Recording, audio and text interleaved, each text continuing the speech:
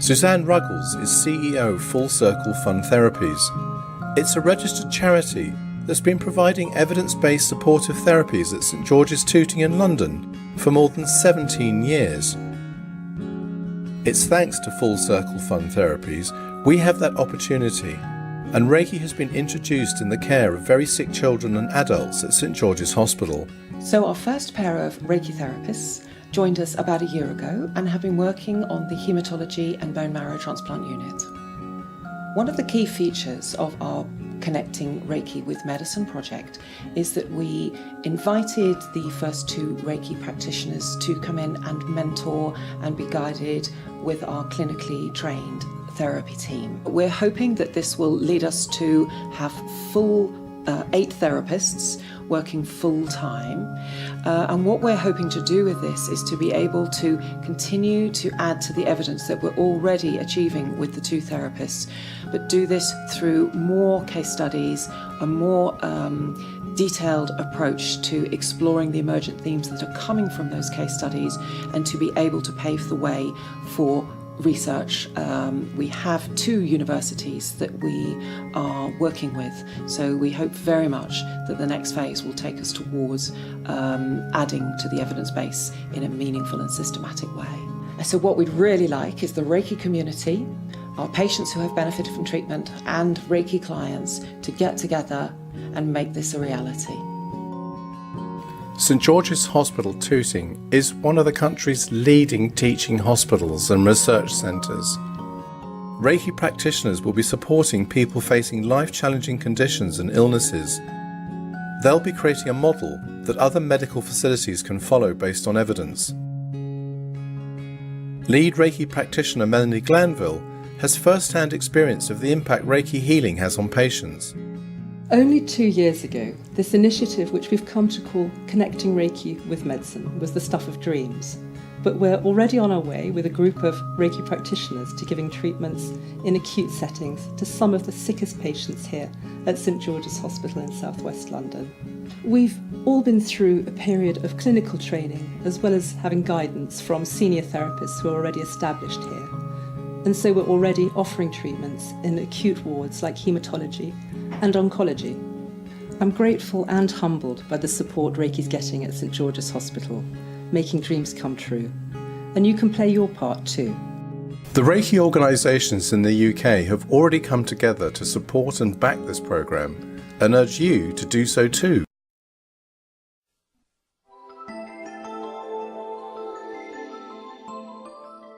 One of the best-known and well-respected doctors in America today is Dr. Mehmet Oz. Oz is a professor of cardiac surgery at Columbia University and a founder of the complementary medicine program at New York's Presbyterian Hospital.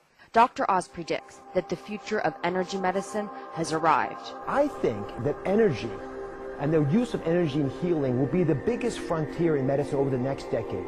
And the reason for that is if you think about a cell and what defines life at the level of a cell, it's all about the energy on the inside and the outside being different. That's what defines life. Well, I understand if you put the cells together into an organ and aggregate the organs into a body should have energy.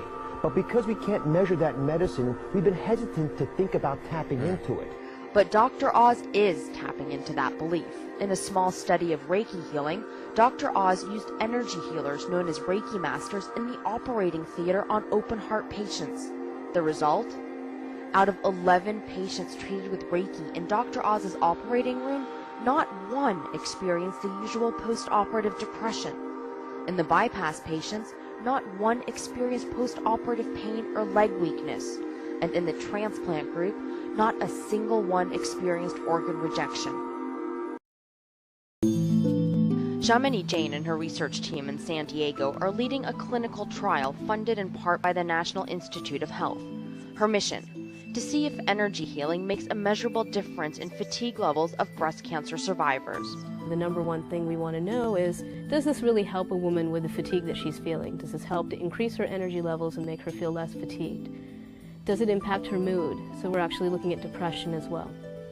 We're looking at quality of life. We start at the feet. Her method meets the scientific criteria for measurement. And although the study is still ongoing, if her preliminary data is any indicator of the outcome, the findings are promising to those that say energy healing is real and not just imagination. The very interesting findings that we have right now, the women in the hands-on healing group have significantly reduced levels of depression compared to those in the mock. They also have significantly reduced levels of fatigue compared to the mock healing group. But could it be the placebo effect? Shamini says no. If it were just, what they call the placebo effect or the non-specific effect, then you would expect the two groups to be equal. You would expect that both of them would see reductions in depression and fatigue and, and all those things, but that's not what we're seeing right now. I've had Reiki. It was very relaxing. It can be a touch or no-touch technique.